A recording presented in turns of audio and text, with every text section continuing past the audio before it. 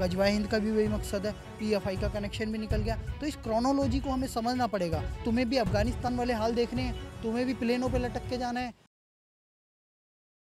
Sir, गजवाए Hind की बात की जा रही है, तो कहीं ना कहीं आपको ये नहीं लग रहा है कि भारत को विभाजन की ओर लेकर जाया जा रहा है?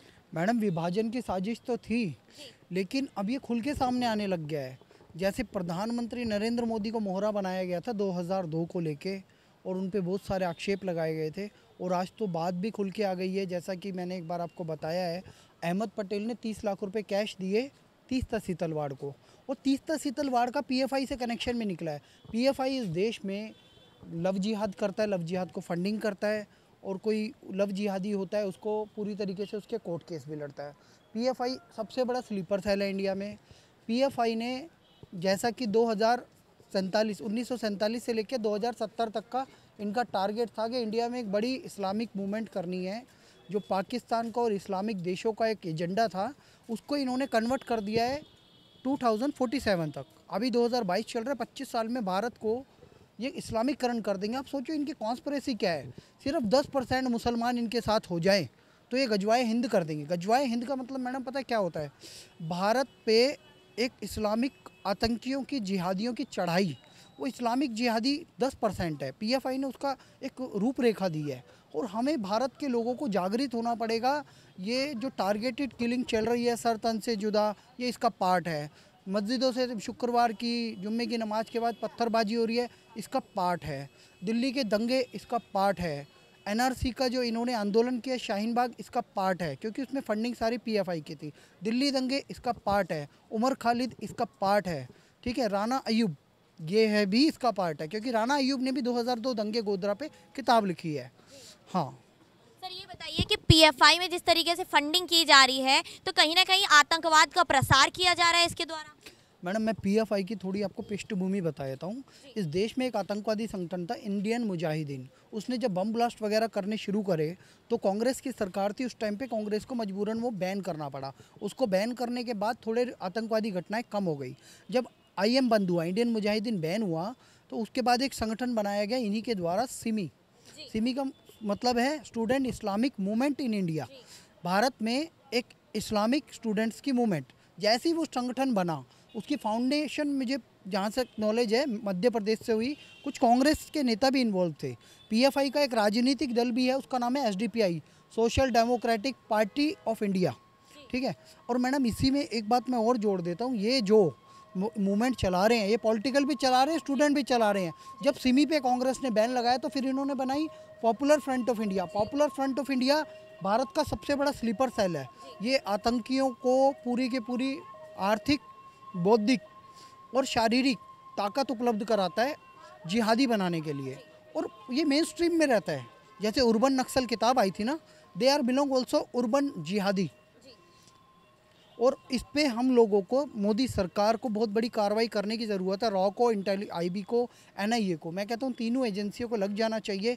कर्नाटक, मैं बता देता हूँ, कर्नाटक, तमिलनाडु, केरल, वेस्ट बंगाल, बिहार, बिहार पटना से तो पकड़े गए हैं, और उत्तर प्रदेश, दिल्ली में तो इनका गढ़ है। दिल्ली में आप शाहीन बाग चले जाओ, इनका ऑफिस भी है और इनके सारे लोग भी है।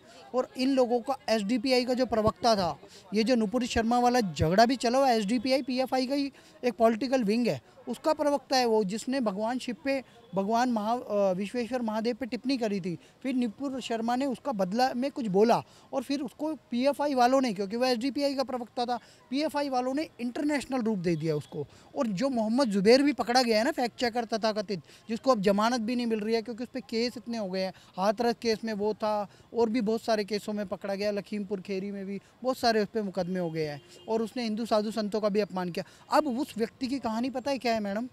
वो भी पीएफआई से जुड़ा मिला है। तो पीएफआई एक आतंकी संगठन है, रेडिकल संगठन से वो आतंकवादी में कन्वर्ट हो चुका है। हम लोगों को इस समय पे यह सोचने की ज़रूरत है, देश के लोगों को, कि तुम्हें भी अफगानिस्तान वाले हाल देखने हैं, तुम्हें भी प्लेनों पे लटक के जाना है क्या? तुम्हें भी वहाँ पे माताओं बहनों को बिकवाना है मंडियों में? वहाँ पे 9-9 साल की बच्चियों को बेचा जा रहा है। आगे अगर सनातनी हिंदुओं को अपना अस्तित्व बचाना है तो आप लोगों को आज लड़ना पड़ेगा, खड़ा होना पड़ेगा। मैं एक और बात बता देता हूँ कि अफ़गानिस्तान वाले हाल ले आएंगे ये जिहादी लोग, क्योंकि इन जिहादियों ने, आईएसआईएस जिहादियों ने ईरान, इराक बर्बाद कर दिया, वहाँ पे युद्ध छिड़ा मैडम। अफगानिस्तान आपने देख लिया, 1 साल पहले की बात है, सिर्फ 1 लाख आतंकवादी आए थे, 3 करोड़ लोगों पे कब्जा कर लिया। मैं सारे मुसलमान बुरे नहीं हैं, सारे जिहादी भी नहीं हैं, पर कुछ जिहादियों के अंडर में आ जाते हैं, दब जाते हैं, क्योंकि शरिया को सब सपोर्ट करते हैं। क्रिमिनल शरिया वाले पे नहीं आते, लेकिन वो जो कट्टर लोग हैं वो शरिया लेके ही आएंगे किसी भी हालत में। गजवाए हिंद का मकसद भी शरिया है, और शरिया लो इतना बुरा है जिसमें महिलाओं को प्रताड़ित किया जाता है, बच्चों को स्लेव बनाया जाता है, महिलाओं को स्लेव बनाया जाता है, और जो नॉन मुस्लिम होते हैं, जो गैर मुस्लिम होते हैं, सिख, ईसाई, पारसी, यहूदी, जैन, बौद्ध, जितने भी धर्म है, हिंदू, इन सबको मार दिया जाता है। वाजिब कत्ल है, उनके अनुसार कोई भी नॉन मुस्लिम वाजिब कत्ल है। तो गजवाए हिंद का मतलब सीधा सीधा ये है कि नॉन मुस्लिम को ख़त्म करके सिर्फ मुस्लिमों की सत्ता रहेगी, सिर्फ नाम रहेगा इनके जिहादियों का। सर आदिल जो है आदिल चिश्ती, उनको आप पीएफआई से कनेक्टेड मानते हैं? आदिल चिश्ती नहीं, मैं अब जो अजहर चिश्ती जो था, उनके बाप, उन्होंने पीएफआई की वहाँ पे मीटिंग करवाई। एसडीपीआई के प्रवक्ता जो थे वो वहीं बैठे हुए थे, उनका नाम है रहमानी वहाँ पे बैठा हुआ था, उसका वीडियो वायरल है, आप कहोगे तो मैं आपको भेज भी दूंगा। ये इन लोगों ने फंडिंग भी करी है, गौस मोहम्मद को भी फंडिंग करी है इन लोगों ने, बौद्धिक रूप से भी समर्थन किया है, और गुस्ताखे रसूल का जो नारा लगा था उसके लिए इन्होंने उनको फंडिंग करी है। ये स्लीपर सेल है, और इन्होंने तो खुली चुनौती दे दी कि हम लोगों के पास मौका लगेगा तो हम मुगलों की तरह तुम्हारे ऊपर राज भी करेंगे, और हम तुमको दबा देंगे। दबा देंगे मतलब कि हम इस देश में अगर अपनी पे आ गए तो हमारी सत्ता हम वापस ले लेंगे, क्योंकि अपने आप को मुगलों का वंशज कहते हैं। 100 करोड़ हिंदुओं पे राज करने की बात वहाँ से भी आई, गजवाए हिंद का भी वही मकसद है, पीएफआई का कनेक्शन भी निकल गया। तो इस क्रोनोलॉजी को हमें समझना पड़ेगा। ये जितने भी इंटेलेक्चुअल इस्लामिक है ना, ये आतंकवादी हैं।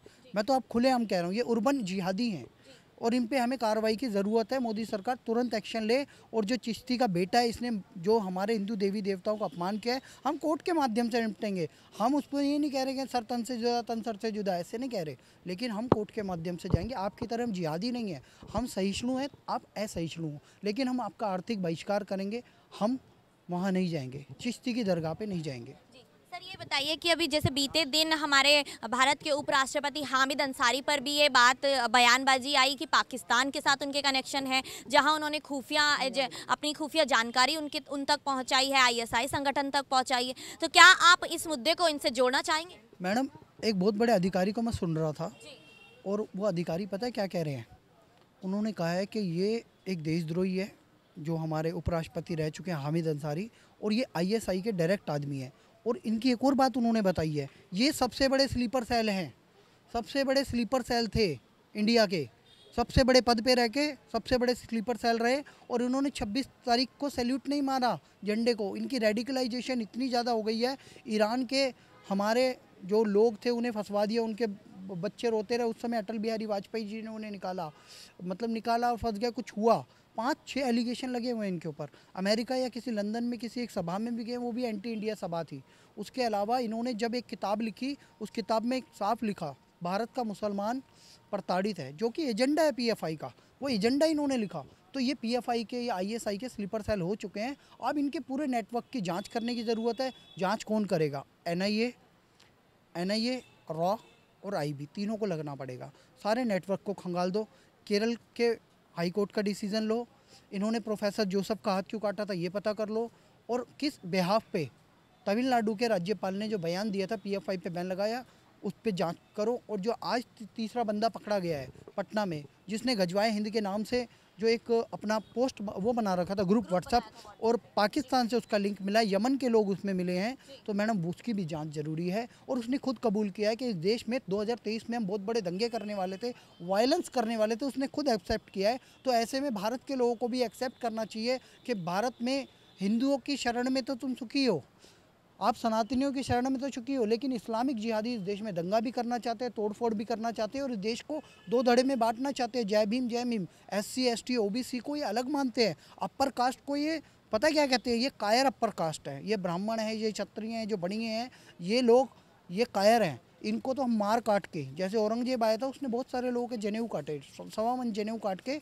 वो भोजन किया करता था। तो वैसे ही ये कायर जो अपर कास्ट है इसको हम ख़त्म कर देंगे और ये लोग तो हमारे साथ आ ही जाएंगे और हम इस देश में गजवाए हिंद लागू कर देंगे और हम इस देश पे कब्जा कर लेंगे। इस कॉन्स्पिरेसी को हमें समझने की ज़रूरत है, इसे काउंटर करने की ज़रूरत है। सर कहीं ना कहीं ये नहीं लगता कि देश के वो बड़े बड़े पदों पर बैठे हुए वही लोग जो देश को चला रहे थे, जो देश की सेवा में लगे हुए थे, वही लोग पीएफआई को फंडिंग कर रहे हैं या पीएफआई से कहीं ना कहीं अंदरूनी तौर पर जुड़े हुए हैं, भारत के खिलाफ आतंकवाद फैला रहे हैं?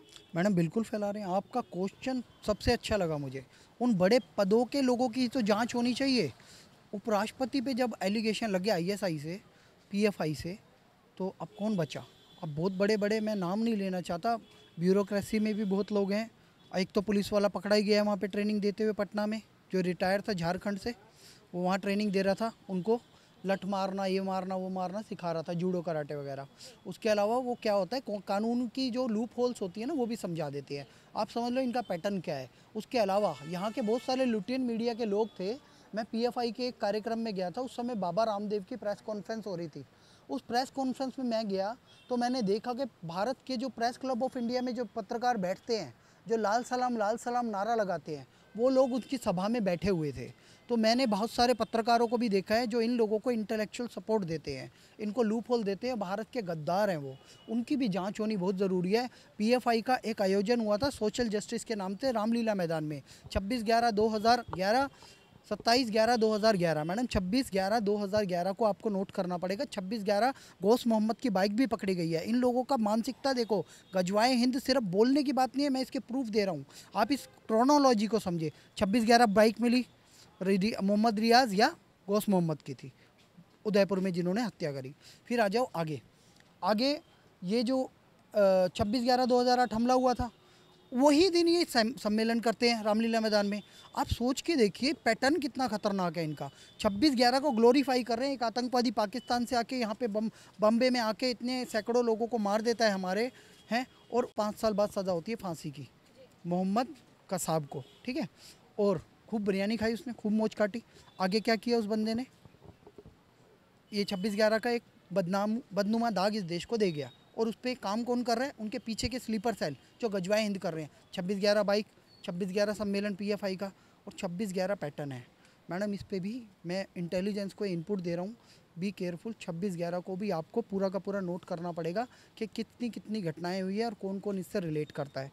आगे मैं इतना ही कहना चाहूँगा, भारत सरकार तुरंत पीएफआई पे, एसडीपीआई पे, सीएफआई पे बैन लगाए और इनकी पूरी जाँच करे।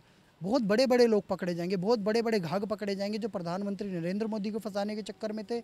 योगी जी को हाथरस वाला कांड हुआ, उसमें पीएफआई का कप्पन नाम का पत्रकार पकड़ा गया है। वो पीएफआई का था, केरल से आया हुआ था। कप्पन गिरफ्तार है इस समय, उस पर भी जांच होनी चाहिए। और भी बहुत सारे नेटवर्क है। अभी 15 लोग असम में भी पकड़े गए हैं पीएफआई के। तो यह देश बहुत बड़े खतरे से जूझ रहा है, लेकिन इस देश में कार्रवाई नहीं हो रही। अब तुरंत इन पे बैन लगे, इनके सारे अकाउंट सीज हों और इनको पूरी तरीके से इनका सारा जो नेटवर्क है उसे निचोड़ दिया जाए। इनके सारे पदाधिकारियों की जांच हो, इनके नार्को टेस्ट हो और इनके सारे आतंकी जो गतिविधियाँ थी इस देश को बर्बाद करने की, वो ध्वस्त कर दी जाए। आपको बता दूं कि पीएफआई के जो सदस्य हैं उनके अकाउंट तो पहले से ही सीज करा चुके हैं, लेकिन कहीं ना कहीं कोई और बड़े कदम भी इनके खिलाफ उठाने। मैडम वो बैन का ही कदम है, कुछ ही अकाउंट बैन हुआ है। फंडिंग तो मिल ही रही है ना। 100 करोड़ फंडिंग आई थी शाहीन बाग में। रोजाना वहाँ बिरयानी बनती थी, 500-500, 1000-1000 रुपये वहाँ महिलाएं और बच्चे लेके जाते थे। हमें समझना होगा, ये फंडिंग तो उन्हीं को आई थी ना। तब भी वहाँ पे ईडी पहुँचा था, तब भी वहाँ पे सील लगी थी उनके ऑफिसों में। हुआ क्या? पीएफआई के लोग तो अभी भी प्रवक्ता बन के चैनलों पर बैठे हुए हैं एसडीपीआई के। हमें ये भी तो सोचना होगा पीएफआई का प्रवक्ता वहाँ बैठ कैसे रहा है। आतंकी गतिविधियों में लिप्त है, उन पर तुरंत बैन लगाना चाहिए। कांग्रेस ने लगा दिया, मोदी सरकार कब लगाएगी? जब हमारी हत्याएं हो जाएगी, जब इस देश में ब्लास्ट होने शुरू हो जाएंगे, जब सीरियल ब्लास्ट होंगे, तब ये जागेंगे क्या? अब समय है जागने का और कार्रवाई करने का, नहीं तो मारे जाएंगे बहुत लोग। इनका नेटवर्क बहुत बड़ा है, भारत के हर स्टेट में इनका संगठन है। हैदराबाद, केरल, बेंगलोर, कर्नाटक, तमिलनाडु, सब जगह पर ही हैं। दिल्ली में तो शाहीन बाग आंदोलन ही इनके बेस पे चल रहा था। मैडम शाहीन बाग आंदोलन ख़त्म नहीं हुआ था, कोरोना काल जब शुरू हुआ तब वो हटे हैं। सुप्रीम कोर्ट के 2-2 जज हाथ जोड़ के खड़े रहते थे, वो हटे नहीं थे। प्रधानमंत्री नरेंद्र मोदी ने कहा एक भी मुसलमान की नागरिकता नहीं जाएगी, क्योंकि ये सीएए कानून है, एनआरसी कानून नहीं है। एनआरसी तो आया भी नहीं था संसद में। इन लोगों ने क्या बहकाया, जिन्ना वाली आज़ादी हम लेकर रहेंगे, आज़ादी टुकड़े टुकड़े कर देंगे। इस देश के बहुत सारे नारे लगाए, खिलाफत 2.0 लिखा। खिलाफत का मतलब समझते आप? 1947 में खिलाफत हुई थी, इस देश का बंटवारा हो गया था। खिलाफत 2.0 का मतलब था कि हम अभी खिलाफत कर देंगे। 2020 में वो आंदोलन चल रहा था, 2019-20 में, क्योंकि सर्दियों का टाइम था उस समय पे इन्होंने खिलाफत 2.0 का मतलब है 2020 चल रहा था। 2.0 मतलब आज से ही शुरुआत हो चुकी है, बीज बो दिया था। इस देश का बंटवारा वो कर देते। आगे सुनिए मैडम, ये लोग क्या करना चाहते थे इस देश को। अगर उस समय पे कोरोना काल नहीं आता तो ये जो इनका एजेंडा है बहुत बड़े स्तर पे, जैसे दिल्ली दंगा हुआ था तब भी ये हटे नहीं। वहाँ पे उमर खालिद पकड़ा गया और वो हुसैन पकड़ा गया, इसका आम आदमी पार्टी का हुसैन करके उसका नाम था, उसका नाम मैं भूल रहा हूँ, वो बंदा जेल में है। और भी बहुत सारे लोग पकड़े गए थे। तो कहने का मकसद ये, दिल्ली इंडिया में ये पूरे दंगे यही करा रहे हैं। करौली दंगा इन्होंने ये कराया, और राजस्थान में कोटा में इनकी रैली की परमिशन कांग्रेस ने दी। उसके अलावा जोधपुर दंगे इसने करवाए, और सब जगह से फंडिंग यही कर रहे हैं। इनका नेटवर्क तोड़ना बहुत ज़रूरी है, नहीं तो ये देश में ये लोग आगे स्लीपर सेल के माध्यम से सीरियल ब्लास्ट भी कर सकते हैं, किसी बड़े आदमी को निशाना भी बना सकते हैं। क्यों बता रहा हूँ ये बात? क्योंकि यह इनके तार हामिद अंसारी तक भी थे, इनके तार भारत के बहुत बड़े बड़े ब्यूरोक्रेट्स के साथ भी है, इनके तार भारत के बहुत बड़े बड़े मीडिया हाउसेस के साथ भी है। तो जो वो कार्रवाई करें उससे पहले भारत की सरकार और एजेंसियां तुरंत चेत जाएं। होम मिनिस्टर अमित शाह जी, आप चेत जाइए और इनका पूरा नेटवर्क ध्वस्त कर दीजिए, नहीं तो इस देश को ध्वस्त होने से कोई नहीं रोक सकता। मैं आपको एक और इनपुट दे देता हूँ। इस देश की आबादी है 36 करोड़, मुसलमानों की बता रहा हूँ। साथ में 4 करोड़ से 5 करोड़ मुसलमान रहते हैं अफ़गानिस्तान में, भारत का हिस्सा था, अखंड भारत का। बांग्लादेश भारत से कटा 1947 में कटा था, फिर उसके बाद 1971 में एक अलग देश बन गया। वहाँ पे 16 करोड़ आबादी है। 22 से 25 करोड़ आबादी है पाकिस्तान की। अब इन तीनों आबादियों को मिला के पैरेलल आबादी भारत की आबादी के साथ है। ये युद्ध लड़ने के लिए तैयार है, क्योंकि ये जिहादी है। पर हिंदू क्या है? हिंदू क्या करता है? हिंदू जातियों में बटा हुआ है। उनकी रक्षा कौन करेगा? भारत की सेना करेगी, मोदी करेंगे, योगी करेंगे, क्योंकि तुम्हें वोट दिया अमित शाह जी, 303 सीटें जिताई है। अब तुम्हारे भरोसे हमारी जान है, कन्हैया लाल की जान है, उमेश कोल्हे की जान है। हम लोगों की नुपुर शर्मा की गर्दन कटने से बचाइए, इस देश में ब्लास्ट होने से बचाइए। उससे पहले आप पीएफआई को बैन कर दीजिए, एसडीपीआई को बैन कर दीजिए, सीएफआई को बैन कर दीजिए और इनको पूरी तरीके से ध्वस्त कर दीजिए। धन्यवाद।